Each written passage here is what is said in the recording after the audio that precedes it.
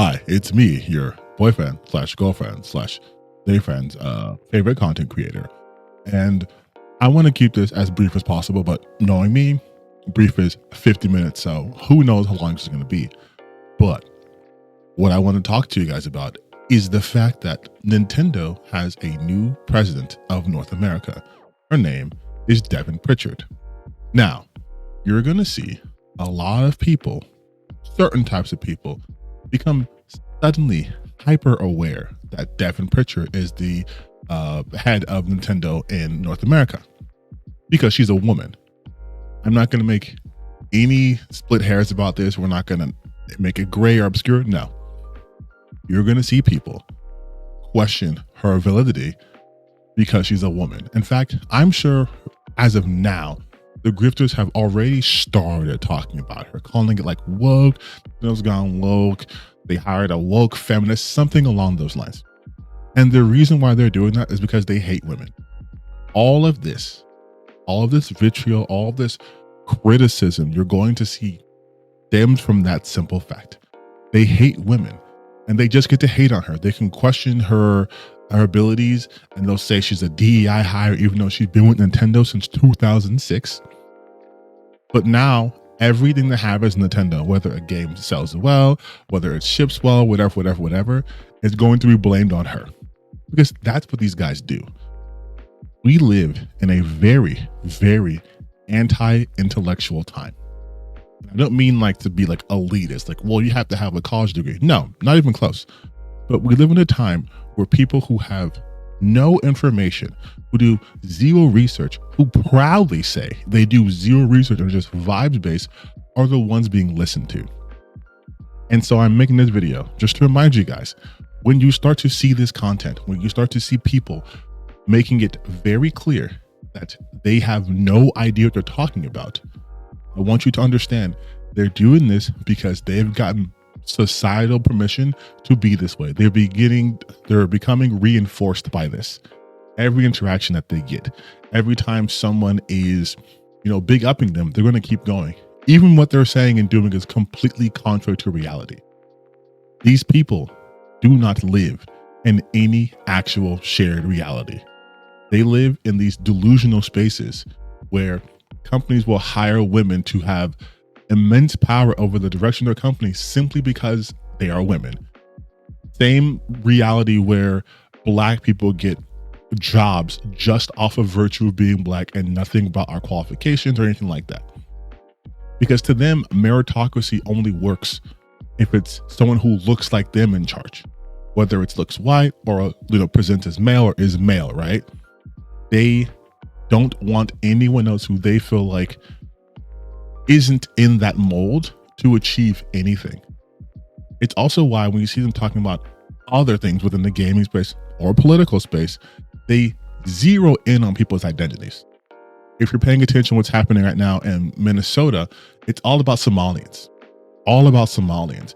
Somalians are doing this. It's Somali daycare's massive fraud, even though almost everyone who's been arrested for fraud has been a white person, especially like large amounts of fraud. Oh, it's these people who don't care about children. It's all these foreigners that come in doing crime. Meanwhile, like, you can't go a day without a white guy committing some sort of pedophilia, right? Because they want everything to be othered, whether it's in politics, right? Whether it's in video games, whether it's in movies, whether it's in TV shows. They want everything othered. That is where their worldview comes from. They're massively insecure people, and they're massively bigoted too.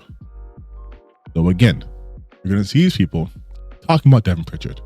They're not going to talk about her accomplishments, not going to talk about her tenure at Nintendo or her degrees or anything to give her any sort of credit. It's just going to be identity politics, or idpol if you're familiar with that term. And that's because that's all they have. That's all they have. They are allergic to research.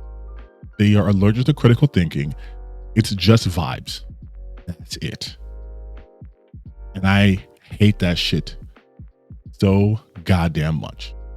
You have people who have spent a large part of their professional careers, YouTube careers, whatever you want to call them, right? Developing an audience, building a system of reliability, credibility through like research, verifications, all those things. And now you're seeing people just get on the internet and go, yeah, I don't need to know anything about this article or I'm talking about.